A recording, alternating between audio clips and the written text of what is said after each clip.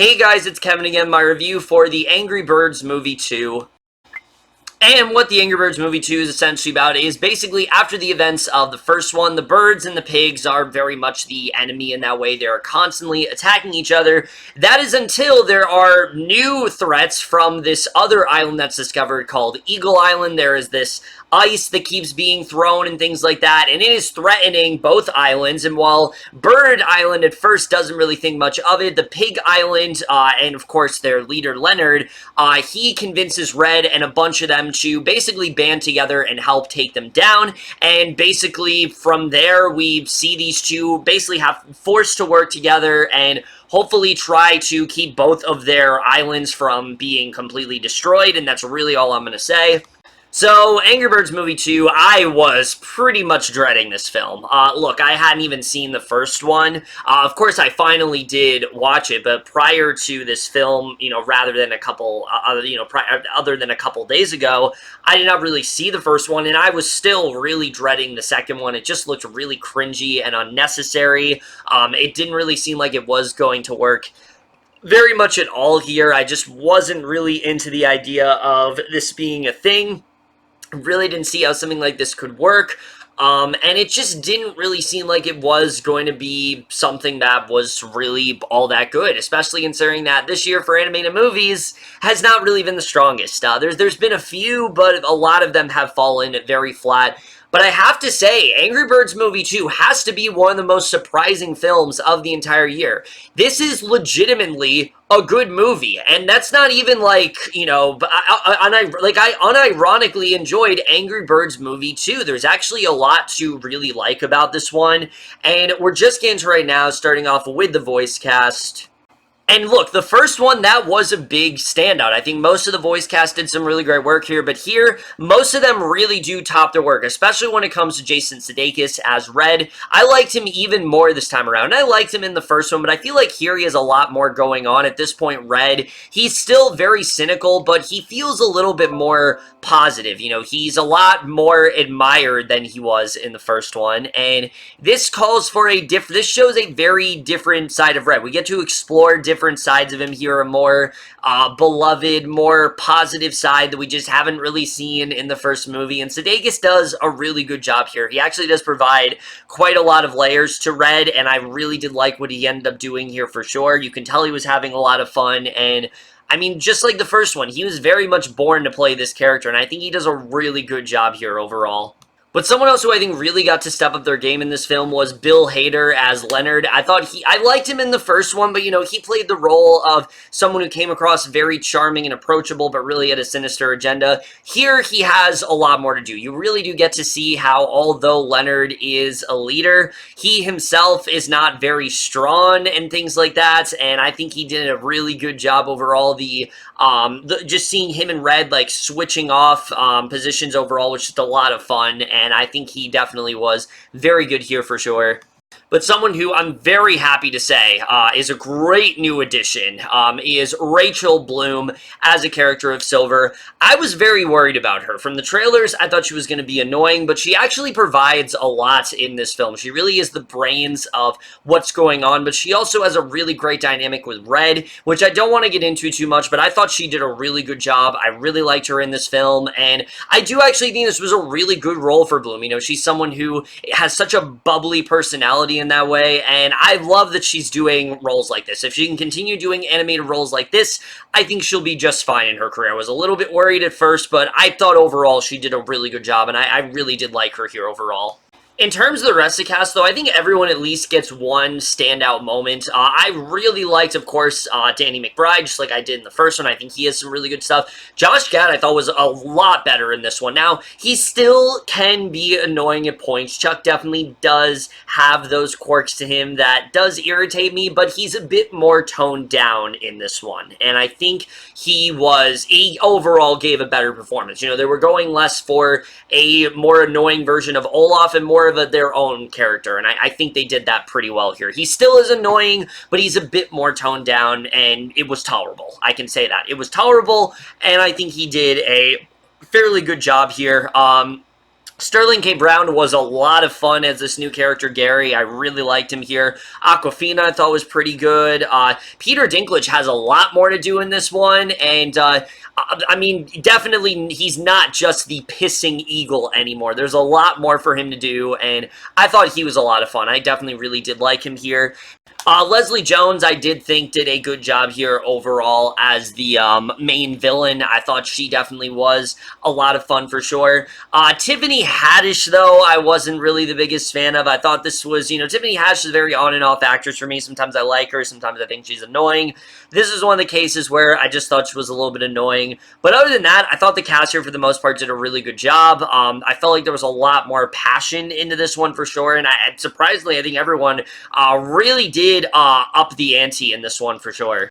So now let's get to the directing and the writing, which that more than ever is the thing I think that single-handedly makes this better than the first one. The directing especially is much better this time around. I'm not saying the directors for the first one were bad, but I feel like Thurop Van Orman is much more accustomed to something like this than the ones that took it on before. I mean, this is the guy who brought us things like Flapjack on Cartoon Network and things like that, so he knows his stuff, and especially in terms of tone, it is way better this time around.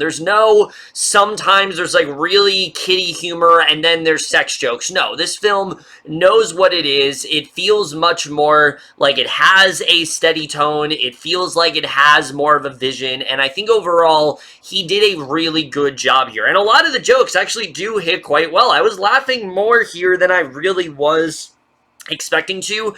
Admittedly, these jokes aren't the most memorable or anything like that, but I was laughing during this film, and I think a lot of that is due to his directing. I think he did a really good job with that. The film is a lot of fun, and he also does tackle some, you know, heartwarming stuff, but not necessarily heartwarming, but some character stuff pretty well, too. I think overall, he just did a really good job helming this movie, and if they wanted to do an Angry Birds movie 3, I honestly do think they should get him back, because I think he brought something to this franchise that wasn't there before, and overall he did a really good job here.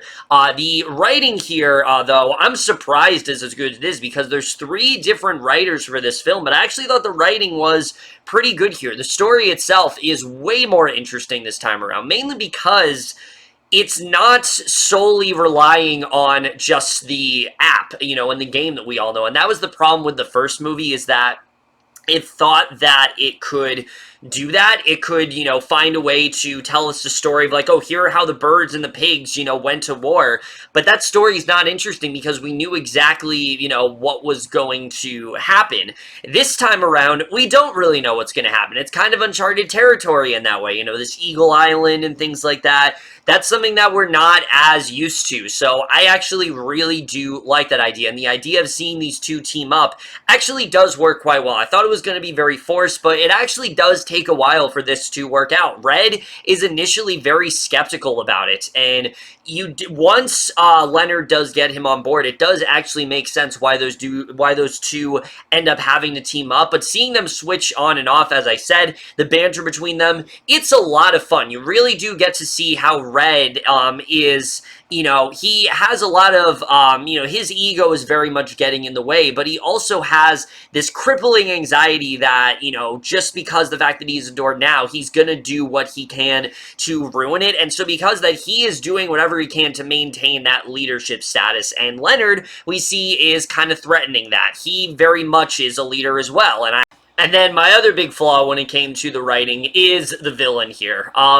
Look, not the Peter Dinklage stuff. That part I actually do really like, but Zeta as a character, I was not really into. Leslie Jones does what she can here, and she definitely has her moments, but whenever we cut back, the movie just was not working for me. Her humor just wasn't there at all. I did not think that she was an interesting character. Her motivation, especially for what she's doing, it's not really there. And I just felt it could have been a lot better. So that just didn't really work for me either.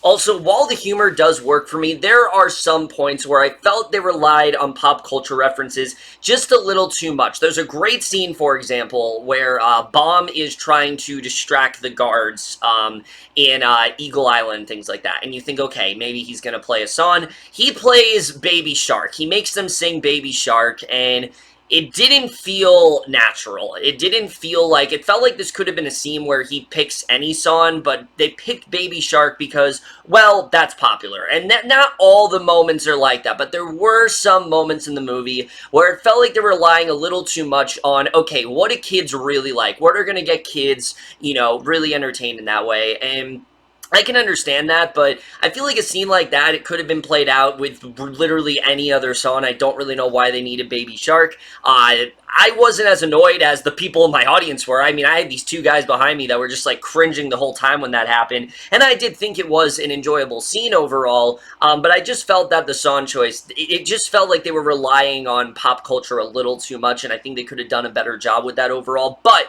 again, the humor for the most part is a lot better here. But other than that, I do think the writing is pretty good here. Just the mission overall is definitely a lot of fun. The team really does work very well together. So overall, it's a big improvement over the first. The animation, though, I mean, that was something that I really loved about the first one. I think it's even better here, just because of the fact that we go to so many various different locations. We really do get some really just very colorful animation, especially when we're in Eagle Island, because we're not used to that one yet. I mean, it's everything's kind of like encased in ice and things like that. There's this really great visual gag where there is this dog that Zeta is, you know, Zeta constantly talks to, but like he's encased in ice, so he can't really do anything. And I thought that was kind of a really interesting idea. I thought that was really funny the way they went about that, and the animation here is just, it's very beautiful to look at. It's definitely one of the best things about the movie once again, and I think they did even more this time around. They really played around when it comes to the animation. It was definitely very gorgeous to watch. I mean, everything just looks so seamless. Again, like you can just reach out and touch it, and they really did a great job with the animation here. Spot on for sure. The score, not really much to say here. It doesn't really stick out all that much, but it was okay for the most part. And the editing, I do think this film was a lot more tight than the first one for sure. It definitely flew by. I just, like I said, I think that those two, that one subplot I mentioned felt very tacked on. There are also scenes I do think drag a bit too long, and I wish they would have cut them down a little bit more. And I do also think that the third act of this movie, in particular, does feel quite rushed. Not so much them getting there. Them getting there makes sense. It's just the way things play out in the third act feels incredibly convenient, and a lot of that's due to the pacing. It just feels a little bit ham-fisted in that way. Like, they didn't really know how to do it, and that's really my only other flaw when it comes to this film, is just I think that the third act could have been a lot better. I like where we end up going at the end. I like the message that they're kind of trying to get at here, and it does kind of make me think maybe we won't even get an Angry Birds 3, because this kind of concludes things in such a way where we don't really need it, which is kind of cool to see. I'd kind of be fine if they stopped here, because, like, you know, it's kind of on, it's not necessarily on a huge high, but it's definitely better than it was, for sure. But I just felt that the actual way that they do try to, I'm not going to say if they do defeat Zeta, but the way they try to defeat Zeta, it just felt a little bit silly to me, and I don't think they did it as well as it could have been. It just felt a little too easy, and I wanted a little bit more there overall, and I think they could have done a better job with that. I saw the potential for something a lot more, not necessarily epic, but just something a lot more satisfying. But overall, this is a much better film than the first one. It's far more entertaining. The characters definitely have a lot more going on. There are some that are kind of pushed to the background in that way, like, say, Boom and things like that. They don't have as, you know, Bomb and things like that. They don't have as much going on as the first one, but definitely everyone, I think, gets at least one moment here for sure. Silver is a really great addition for sure. I think that characters like Mighty Eagle definitely have a lot more going on here. Red has a really nice arc, as I said. And overall, the animation here is very colorful.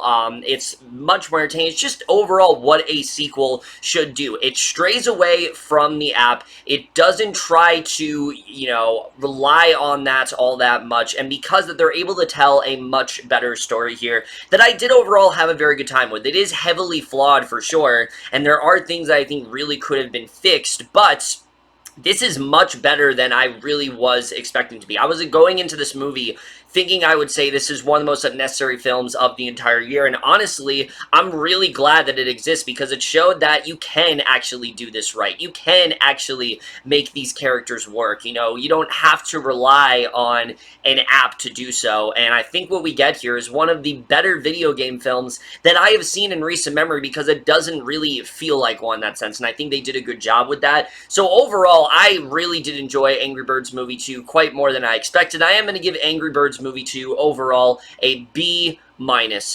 So over, guys, in my review of Angry Birds Movie 2. Let me know what you guys saw of this overall, leave your thoughts, and we'll see you guys in my next video, and we'll see you guys for that. Okay, bye.